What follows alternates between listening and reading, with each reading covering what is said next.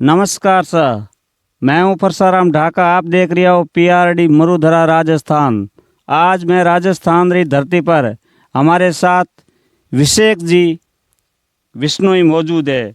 Mission 363 Khejarli बलिदान रो मतलब अभियान चलाया करे देश और विदेश में। शुरू में आप रे जीवन काल में जद भी खेजड़ली बलिदान के बारे में मतलब आप रो अहम भूमिका निभावे। आंसू आप बात कराला पूरा परिचय आपने बतावाला। नून प्रणाम विषय जी, आप रो नाम और परिचय बताओ। मैं अभिषेक बिश्नोई और मैं राणा राम जी का बेटा हूँ जो ट्री मैन नाम से विख्यात है देश के अंदर पेड़ पौधे और जीव जंतुओं की रक्षा के लिए। और मैं लंबे समय से ये जो खेजड़ली बिश्नोई समाज के जो जोधपुर जिले में खेजड़ली गांव में 363 लोग जो 1730 में शहीद हुए थे उनको विश्व पटल पर लाने के लिए लंबे समय से मुहिम चला रहा हूँ, प्रयास कर रहे हैं हम। विशेष जी, आप खेजड़ली बलिदान के लिए काम करते हुए कितने साल हो गए? लगभग 11-12 साल हो गए हैं। तो आपकी मतलब क्या भूमिका है, कहाँ कहाँ काम किया है, क्या क्या इसके बारे में आपकी कैसे रुचि हुई, क्या रुचि?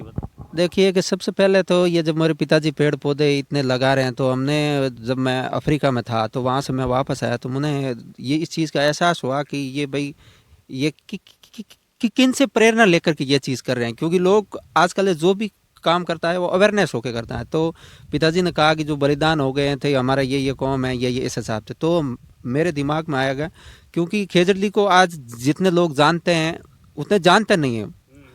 तो उस चीज़ को लेकर के हमने क्या है कि फिर उनकी जो रिकॉर्ड्स निकाले मैंने, जैसे हम यहाँ पर मुख्यमंत्री ऑफिस से, कलेक्ट्रेट ऑफिस से, प्रधानमंत्री कार्यालय से, तो मुझे वहाँ से कोई रिकॉर्ड मिला नहीं। आरटीआई लगाई, पत्र लिखे, लेटर लिखे, बहुत सारी।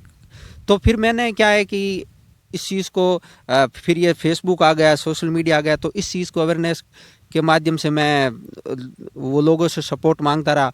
तो फिर क्या है कि हमने जोधपुर के अंदर धरना दिया 5 दिन का, फिर उसके बाद में जयपुर में दिया और फिर राजधानी रामलीला मैदान भी किए, और कहीं क्या है कि वो छोटे मोटे जो सेमिनार है वो भी करता रहा। और कुछ चीज़ें क्या है कि हमने इसको आजकल क्या है कि जो दिखता है वो बिकता है, तो हमने क्या है कि एक तरफ अलग तरह से कुछ करने का सोचा। अब कभी जयपुर लकड़ लेके गए, कभी खटिया लेके गए, और कभी किसी नेताओं को जैसे उन्होंने काम भाई नहीं किया तो उनको टारगेट किया, मतलब ये जो भेड़ बकरी बनाना कुछ भी किस तरह से, अब उसमें क्या एक मुकदमे भी लगते हैं, तो फिर वो कुछ जनता साथ में होती है तो वो गवर्नमेंट अपने आप ने वापस पे भी ले, क्योंकि हमने इंतजाम नहीं देखा कि हमारा होगा क्या। मैंने एक दिन वो टारगेट फिक्स कर दिया कि इस चीज़ को इंटरनेशनल लेवल पे ले जाना है, तो पहले लोगों के अंदर जागरूकता फैलानी ज़रूरी है कि ये चीज़ है क्या। तो फिर मैंने बीच में क्या है कि एक मोटरसाइकिल थी तो उसका मैंने हेलमेट वो तोड़ा कर इस तरह से लेके लोगों को, क्योंकि लोग या तो देखते हैं कि ज़्यादा पढ़ा लिखा हो या सबसे मेंटल हो, क्योंकि 20 के अंदर आज के टाइम में कोई देखता नहीं है। तो उस वक्त क्या है कि मैंने एक वो इस तरह की अलग छवि बनाई, तो लोगों ने पूछा क्या है, कौन है, क्या करे, तो विष्णु समाज के लोगों को भी मेरे पे वो पड़ी नजर गई है। तो फिर उस हिसाब से मैंने कहा भाई ये चीज़ कर रहा हूँ। तो उसमें हमारे कुछ दास थे, जैसे कपिल जी है, कुछ मांगीलाल जी, ये जो और भी है जैसे जगदीश ढाका, ये लोग मेरे को फिर सोशल मीडिया से संपर्क किया कि भाई आप ये चीज़ कर रहे हो तो पैसे कहाँ से। मैंने कहा मेरी भाई जेब से खर्च करता हूँ, जितना होता है करता हूँ, उसके बाद मैं रुक जाता हूँ। तो उन्होंने कहा हम फंडिंग करेंगे, हम आपकी मदद करेंगे। फिर सोशल मीडिया से लेकर के हमने काफ़ी कुछ किया। विशेष जी, आपने एक बात पूछनी चाहूँ, आप खेजड़ली बलिदान के लिए देश विदेशों में काम करते हैं, पेड़ पौधों के लिए आप काम करते हो, तो ये एक बीच में राजनीतिक अड़ंगा, आप राजनीति में कैसे घुसे और घुसने के क्या कारण है?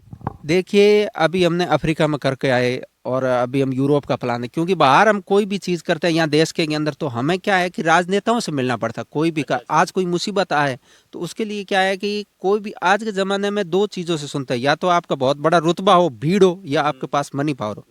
वो हमारे पास दोनों है नहीं, तो इसलिए क्या है कि या हम उनके सामने फार्म भरते हैं, जब उनके लेवल के रहते हैं ना तो एक क्या कि व्यक्तिगत जो पहचान है वो हो जाती है, तो हमारे जो काम है वो बड़े आसानी से हो जाते हैं। और वही जब मैं अभी जैसे मैंने इलेक्शन फाइट किया, और इससे पहले मैं कोई जैसे राजधानी में काम पे जाता था, जयपुर पे खेजड़िए, तो मेरा काम होने में 20-25 दिन लग जाता, एक जो अनुशंसन निकल, अब वही मेरे 3-4 दिन में हो जाता है। मतलब राजनीति कारण वही है। हाँ, मतलब कोई भी काम आसानी से हो जाता है।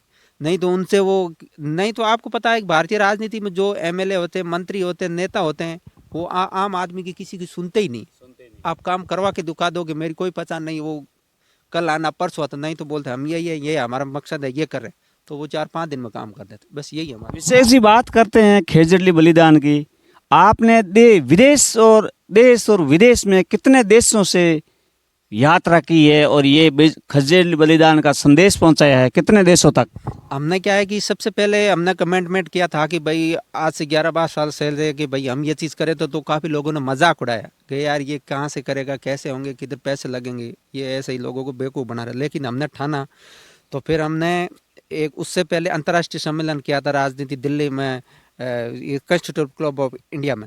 वहाँ करने के बाद हमारा प्लान था कि भाई हम जाएंगे श्रीलंका, तो वहाँ पर वो कोई इकोनॉमिक वहाँ पर क्राइसिस आ गया, नहीं जा पाए, तो फिर हम अफ्रीका की ओर गए। अफ्रीका में हमने केनिया में, इथोपिया में, तंजानिया में, वहाँ पर हमने यात्रा की और वहाँ के जो मिनिस्टर है उनसे मिले, उनको उनका बारे में बताया, और केनिया में हमने एक बहुत बड़ा सम्मेलन भी किया। ये यात्रा आपने विदेशों में की तो आपकी फंडिंग कहाँ से होती थी? ये फंडिंग तो ये भी हम अफ्रीका के गए तो हम हमारी जेब से ही लगाए, क्योंकि मैं और कपिल जी गए थे 2। जेब से की थी? हाँ, ये हमारे, हाँ, उससे पहले मैं इंटरव्यू लिया था हमारे समाज के लोगों से कि भाई हम ऐसी यात्रा कर रहे हैं, तो क्या आप हमारा सपोर्ट करोगे, फंडिंग करोगे? तो उन्होंने कहा था कि भाई हम आपका सहयोग करेंगे। लेकिन उसके बाद में हमें देखा कि हमारे पास है, एक बार हम जाके आ जाते हैं, जो होगा फिर कभी मौका मिलेगा तो उनसे लेंगे, नहीं तो हमने अभी उसके बाद उसने सहयोग किया था क्या? जी सर। या जरूरत पड़ी कि नहीं पड़ी? नहीं, हमने सहयोग अभी तक मांगा नहीं किसी से। हम हमारे घर के खर्चे से दोनों वो सम्मेलन करके आ गए, हमने खुद ही उठाया खर्चा और इस हिसाब से करके। मतलब आपने काफी साल ये मेहनत करने लगे हुए हो खेजड़ली बलिदान के बारे में, तो आखिर आपने उस मेहनत का परिणाम क्या मिला ये बताइए। परिणाम देखिए कि इस चीज़ में ऐसे होता है कि हमें एक माहौल क्रिएट करना होना है। कोई भी चीज़ का माहौल क्रिएट से वो चीज़ें होती। आज देखिए पिछले 5 साल से आप हमारे विश्नोई समाज के किसी नेता पे आप देख लो, खेजड़ली के बारे में राष्ट्रीय धरोहर घोषित करने की हो या पर्यटक स्थल में हो, विदेश स्तर पे, अंतर्राष्ट्रीय, कोई उन पे वो शब्द नहीं। हाँ, और हमने ये जब से हुआ है, युवाओं का सपोर्ट मिला है, तो अब आप देखते हो कि ये मेले में भी बोलते हैं कि भाई अंतर्राष्ट्रीय स्तर पर करेंगे। हमने करने के बाद ही ये खेजड़ली का जो पर्यटक स्थलों में सूची में शामिल किया है राज्य सरकार ने, और फिर राज्य सरकार ने 25 लाख का बजट भी उस वहाँ पर जारी करेगा, स्टैचू बनाया, और भी बहुत सारी जगह ये अवेयरनेस हुआ है, और हमारे समाज के मंचों से ये चीज़ें आवाज़ उठने लगी है कि ये चीज़ होनी चाहिए, जो पहले नहीं थी। बस ये इतना इफेक्टेड पड़ा है। ये थे विशेष जी, विश्नोई मिशन 363 खेजड़ली बलिदान के लिए, मतलब पहचान बनाने के लिए विश्नोई समाज की, मतलब देश विदेशों में घूमे और प्रचार और प्रसार किया। नमस्कार, धन्यवाद, जय राजस्थान।